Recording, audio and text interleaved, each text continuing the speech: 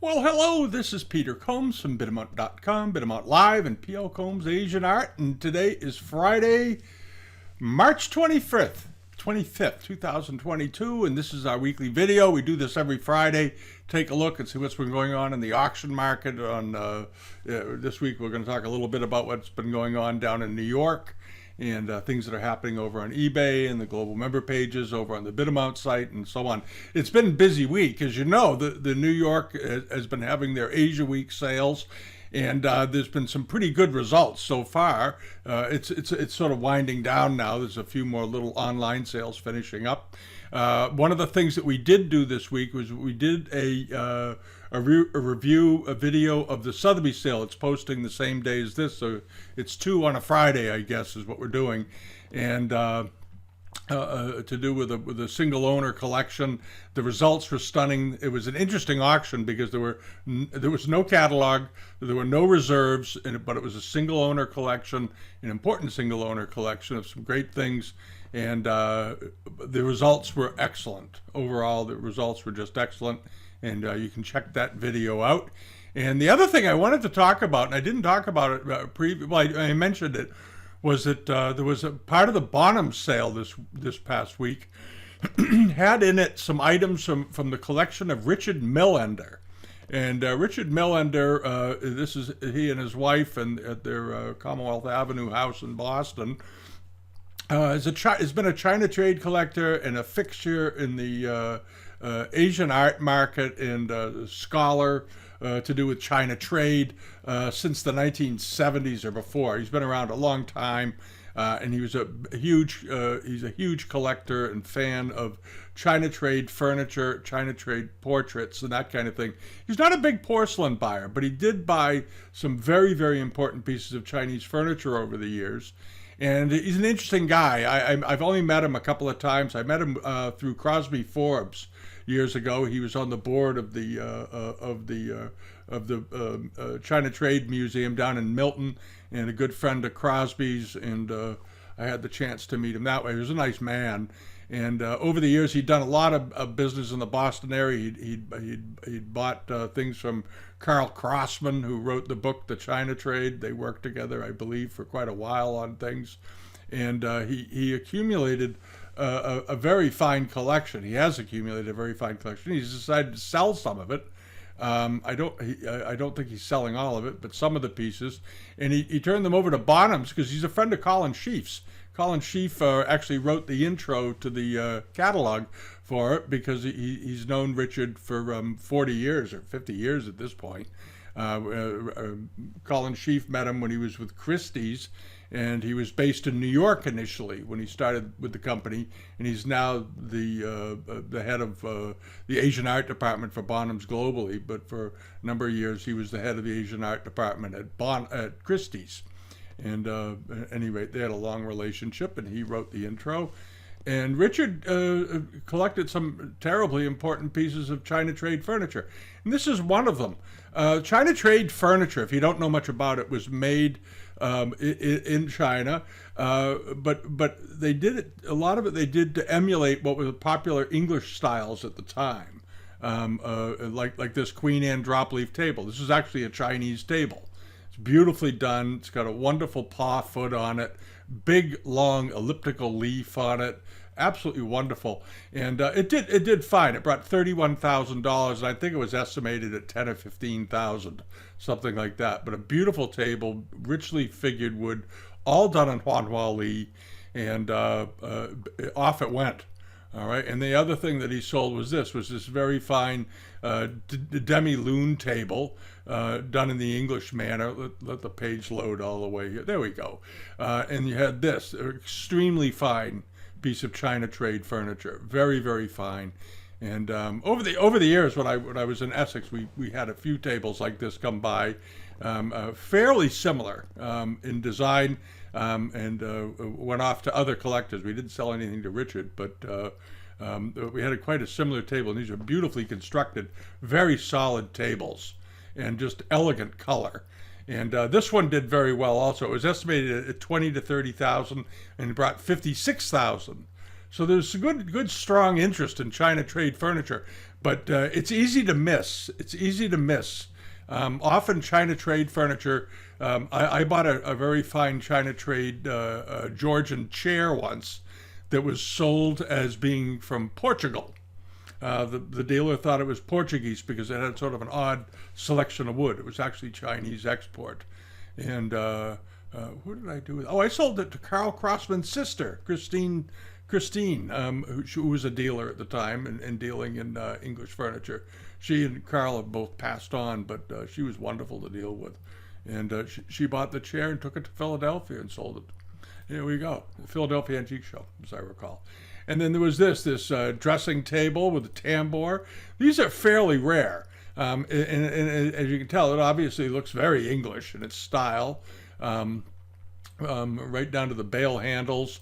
And you have these lift top things that flip over this way and so forth. Just an absolutely wonderful looking table. Beautiful, all the way down with the drawers and a tambour. Tambours are very sensitive. They're easy to break. You don't want to move them too much because basically it's a series of wooden slats that make up like a blind, and you can pull it over to close it or open. And this was estimated around 5,000 to 10,000. It brought 7,000, which I think was a great buy. I think that was one of the best buys. And then you have this, the four-door graduated drawer chest with the leaf that pulls out here. They usually refer to these as butler chests, and they're very or bachelor chests, but often butler's chest because it has a writing surface that pulls out, and they were meant to go in smaller bedrooms, but provided a surface to write letters and so forth on and do your correspondences, and then 4 graduated drawers. And this was a very handsome little chest, and it was a nice size too. It was a small one here. It was only 32 inches tall and 33 inches wide, which makes it pretty small, about that big, and ended up selling for $7,650, which I think that was a good buy. There was a handsome little chest. And then this, the Huanhua Li vase splat George II style chair. This is actually like the chair that I sold years ago. Very, very similar. And it was sold to me, well, I knew it was Chinese, but the seller was insistent that it was a Portuguese reproduction. And he sold it to me, I think, for $1,000 at the time. And I sold it to Christine for more than that, and she sold it for more than that at the Philadelphia Antique Show. But this is a beautiful one. The graining in the back splat is absolutely outstanding. The carving is fine. Then you have this beautiful shell pattern at the top, which you see on English furniture and you see on American furniture. Newport furniture and so forth has shells on it. And then you have these beautiful feet and these very strongly carved ball and claw feet. And it's interesting because ball and claw feet originally, when Chippendale was doing them, originally his inspiration was from China because of the dragon chasing the pearl, and that is, and in this case, you have the dragon caught the pearl because the ball is now enclosed within the talons down here. But that is this ball and claw foot idea that Chippendale came up with that became so popular had its origins in Chinese art, Chinese culture in the early mid 18th century.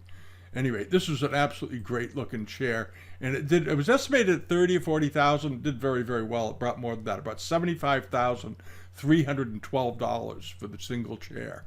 Beautiful piece of wood. But the thing that really stands out with Chinese furniture done for the West, the export furniture, was that the woods were so beautiful and were certainly as attractive as the mahogany that we saw that was used most often in the West, or walnut, which was also often used in the West up until the mid 18th century, when walnut supplies diminished and they shifted over to mahogany out of Honduras and Cuba. Anyway, and then on to this great big large Huanhua Li and Hua Li 2-section bureau bookcase. This thing was a beast, and estimated at I think 20 to 30,000. It brought $47,812. But this is a very handsome piece of furniture, really, really is. And again, you see that very elegant, beautifully colored wood grain all through the chest and on this lid. This beautiful wood, and this is aged nicely. It's aged very, very nicely, and the brasses look like, well, they look like they might be pak tong. Hold on, I didn't read the full description. Yeah, okay. The handles are pak tong. There it is. That's what they look like anyway.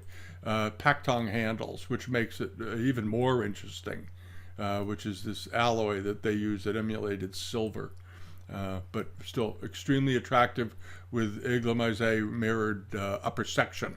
And this, of course, lifts off, and it was meant to be portable. You can move it around, and it went for almost $50,000, $47,000 and change. And then lastly is this, the large Chinese well-figured Huanhuali 2-section 4-door linen press. And linen presses were pretty rare in China. They didn't do them. Of course, they look a lot, in many ways, they're reminiscent of the big Chinese high-hat cabinets, the same sort of size anyway, but this intensely figured wood on all the panels. Just absolutely intense, bright, strong, very, very defined grain. And this was also estimated, I believe, at 30 to 40,000 or so. The estimates I think, were kept artificially soft, or just a little bit soft to encourage bidding. And this piece was made about 1760. This piece was made. The Huanhuali bookcase was made about 1750. All these pieces are pretty much mid to first half of the 18th century pieces. These weren't made in the 19th century or anything like that. And this one was made, they figure, around 1800 due to the style. And this one was done around the demi-lune was around 1730 or 40. And this one was done around 1760, the George II drop leg table, or George II or Queen Anne. It's got Queen Anne feet on it, so it's a little bit difficult to split the difference sometimes between which is which. But at any rate, all of it was an interesting lot, interesting bits of furniture. If any of you bought one of these, good for you. This was a real opportunity. These pieces have all been published. A lot of them were in Carl Crossman's book, The China Trade, and just absolutely great. And if we go back to the original photograph we looked at, there's the secretary over here, the secretary desk, and here's the linen press over here, and so forth. And you can see there's other furniture that he's not selling, obviously, and this is just one room in the house. So, I know where his house. I think I know where his house is. It's a big house, so he's got plenty of furniture in it. So anyway, and then the next thing I wanted to mention was that Doyle had their sale this week, and they had a very good result overall. They had prices and things at every price range imaginable. On the identification assistant thing and preview assistant, we had a number of inquiries about this sale, quite a few inquiries actually. And one of the things I heard from one person about it, and then I heard from two more people, was this Wutsai jar. And when they asked me what I thought it was worth, I said probably $2,000 or $3,000 because it's so badly broken. I mean, this thing is split on both sides. You can see a split over there. You can see a split over here. And it looks like it was dropped and it just broke in half. Now, it's a really rare type of transitional jar, Wutsai decoration, because it has the elephant on it. And all of you know I love elephants, so I like this jar a lot. But there was one that came up for sale within the last 2 or 3 years, and I don't remember who sold it. But it brought $25,000 or $6,000 in perfect condition. Absolutely perfect. No damages, no break, no anything. So I figured, well, when they asked me what I thought it was worth, I said, well, you know, if in the back of my mind, well, if a perfect one is $24,500, $6,000, then this one with severe break in it should be about 10 or 15, 20% of that. I was wrong. I thought the estimate was a little bit low. I think somebody asked me, and I said, yeah, you know, a couple of thousand, but it sold for $14,000. Did very, very well.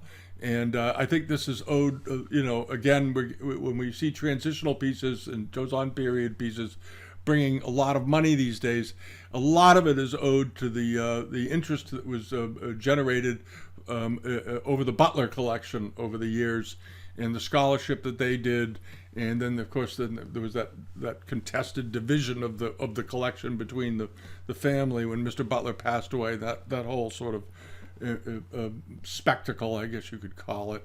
It was unfortunate that happened, but at any rate, all of that great work that Mr. Butler did drew attention to these pieces that used to sell for nothing.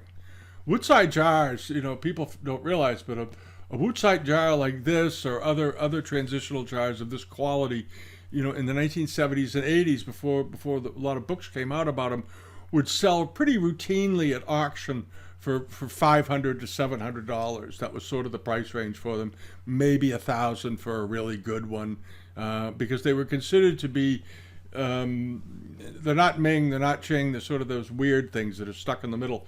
And there wasn't much written about them, so they didn't bring much. Well, those days are over, and they're now making reproductions of these like crazy. Transitional jars are now turning up in the market, in the fake market, in abundance. Sleeve vases, Mei-Ping vases, tapered neck vases, all of them. So you want to be really, really careful. For a long time, you didn't have to worry about anybody copying transitional pieces because they weren't worth much. And now people are. So just a little word to the wise. But this was a shocking thing and an interesting thing for the price that it brought and the type of jar that it is. So we'll see where that market goes in the future. The other thing I wanted to mention was that there are a few sales coming up that are ending. This is ending on Sunday. This is material culture. This is on the global member pages. If you're a global page user, you'll probably recognize this. This is a very nice and very unusual piece of kutani, of a Lohan figurine. It's 19th century. It's about 13 inches tall. Nice big piece of modeled kutani, and a pretty rare thing with a ridiculously low estimate, $200 to $400. This is a heck of a nice kutani figure. We talked about kutani a few weeks ago with some of the pieces I own, and all pieces like this always catch my eye. And this is a nice one. This is a good looking one. The auction is on Sunday in Philadelphia, all right, at Material Culture. And the other auction I wanted to mention that's coming up tomorrow, and those of you, just as a reminder for those of you that have registered, because I know some of you buy rugs and carpets and textiles. This is the Austrian Rug Company. They do regular sales. They get good auctions. They're run by Udo Langauer. There he is, smiling. And court certified expert. That's how they phrase it over there, I guess. There's a bunch of good Central Asian Turkoman pieces in here, as always. He always has good Turkoman pieces. And a whole bunch of Chinese and Tibetan rugs. If you're looking for a good Chinese or Tibetan rug for your collection to put on a table, to put a vase on or something like that, I'm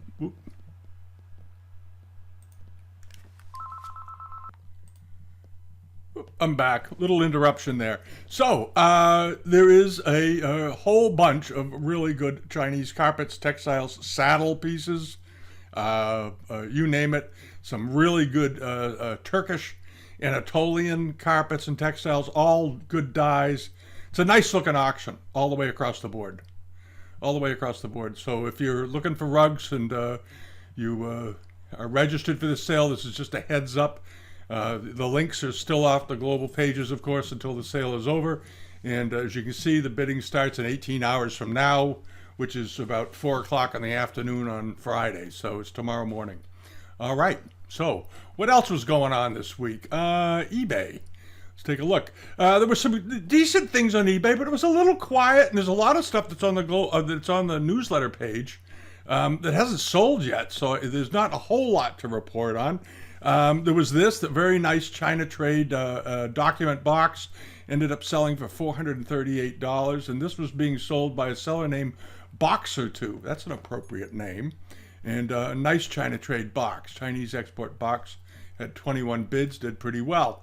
And then over to this, a pair of Republican period, they call them wedding lamps sometimes, that kind of thing. Here's a picture of the bottom. Looks like it has sort of an apocryphal Guangxu mark or something on the bottom. It's not Guangxu. This is not a Guangxu period thing, but probably done during the Republic period. just after the end of the Qing Dynasty. It was nicely done, gilded fretwork all the way around and all that good stuff. Really nice, good looking thing. And they were wired up and already, it looks like they had them wired up here once, and then they moved the wire up and ran it through there for some odd reason. And at any rate, the thing did well. The pair of vases, lamps rather, ended up selling for $1,913, which is around the right price because single examples of these typically sell for $500 to $800. So you always double that and then add a premium for the pair. And they looked like they were in pretty good shape. So there you are. And then over to this nice looking guglet. There were two of these. Eagle 2010 had this up. He's a seller in the UK. And there was this sort of guglet form thing with the lizard handle, nicely done, beautifully done. And there were two vases of a similar period sold by him that we'll get to in a second. This did well. It did really well, actually. I was a little bit surprised. I thought it would bring around $1,500 to $2,000. Ended up selling for $3,000. So there was a lot of interest in that. But it's a fairly rare form with this handle on it, with the handle and then that style. The sort of snarling dragon or chimera going up the side. There was a bit of wear to the gilding, but the enamels looked to be in good shape. And I think his lighting is off a little bit here because it looks a bit yellower than it actually is. I noticed it on the other one, on the other pair of vases he had, which are these, also 18th century Chinese. I talked about them last week because they were nicely done. They had this relief work on them and so forth all over the top, and then the Mandarin scenes. And these were about 10 inches tall. They weren't enormous. And they brought $3,874. And I wouldn't be surprised if the bidder that bought the other pieces bought these as well, because they certainly go together. The same period, same age, circa 1770 to 1790, somewhere in there. And good looking. And then over to this. This was a great little mug. Chinese export mug with an unusual sort of monogram device on it. Beautifully done strap handles. Nice looking strap handles. I didn't see any damage to this that I could find. I couldn't find anything wrong with it. There's a tiny nick there, but it looked okay. It sold for just $224, and it's a Fitzhugh type of thing with this border. That's a standard border you see on Fitzhugh porcelain with this gilded, and it's still in good shape. The device that's been added here, it's like the sun, like a sun device with a flower in the center of it. Very nice, though. And then over to this, the little cloisonné box, 18th to 19th century. Has a chin-lung mark. I don't think it's chin-lung. I think it's a little after that. I think it's probably an early 19th century box. But it looked pretty nice. And ended up bringing $1,675. All right. And now over to this, the incense case or the cricket case, depending on how you look at it. Looks like it's carved out of ivory, from what I can tell. You're not supposed to sell that. It's ivory. See the Schrager lines all over the place. You're not supposed to sell these theoretically on eBay, but a lot of good ivory goes through there. And this looks like a late 18th century example. I think it was a very nice one. Ended up selling for just $465. I think that was one of the better buys of the week, actually. It was quite a good buy. And then there are these, the dragon rondelles that were up. Nicely done. They're almost identical. There were two of them. There was this one and that one, okay? And this one brought $1,500, $1,575. And the other one brought $1,725. And last but not least is one thing I want to take a look at. We had a number of inquiries about it. I'm going to pause this just for a second. I'll be right back because there was something that just occurred to me that I want to point out because I got a lot of inquiries about it this week, and I want to clear the air for something. Okay, I'm back. All right, this is one thing this week I got probably a dozen inquiries through the preview assistant for items being sold by a dealer in Portugal, P201208. I don't know who they are, but what I can tell you is that a number of the lots, including this plate that's up right now, is a reproduction. It's a copy. Okay, this is not a Kangxi plate. All right, and it's being bid on as though it is a Kangxi plate. It is not a Kangxi plate. It's a copy of a Kangxi plate. And there are a number of lots from this seller. This dragon dish is not a Qianlong Marken period dragon dish. This is a reproduction. This is a copy. And these are all very high quality copies, but in my opinion, they are not authentic. And I've been telling people that, but I got so many inquiries, I'm just assuming that a lot of you are looking at them. And then you have this 20th century jar with a Qianlong mark on it. This is looks to be fairly contemporary as well. He's got it listed as Qing. It's not Qing. And the same goes for this pair of cups, eggshell porcelain cups marked Chenghua Qing Dynasty. These are 20th century cups. And if you blow it up and take a good look at some of the decoration on them, you'll realize pretty quickly that these are modern. This is not old work done like this. This is not old. All right, and the same goes for this Dalsai enameled vase. This is a brand new reproduction, in my opinion. All right, so if you're bidding on with this seller, be very, very careful. Now, this hasn't gotten a lot of interest so far. It's only up to $1. Because it's a lot of people have recognized it as a copy, but I had somebody ask about it, so I'm going to repeat it here. This is a reproduction. All right, so P2201208. You want to just be really, really careful. Okay, and that's all there is for the week. Okay, thanks for watching. I just wanted to throw that in at the end. I'd meant to include it, and I forgot about it and realized it toward the end.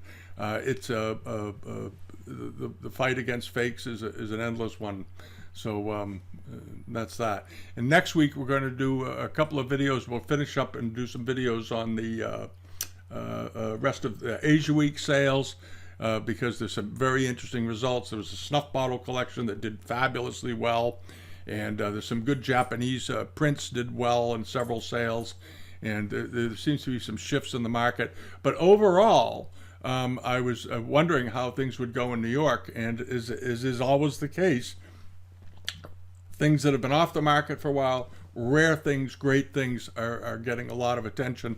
And because of the turmoil in the world right now, it seems like people with some money in Asia in particular might want to seek a little harder to get their money out of Chinese currency and put it into hard assets for the time being. So you may see some action on the higher end of things, in particular in the Chinese market coming up. So there we are.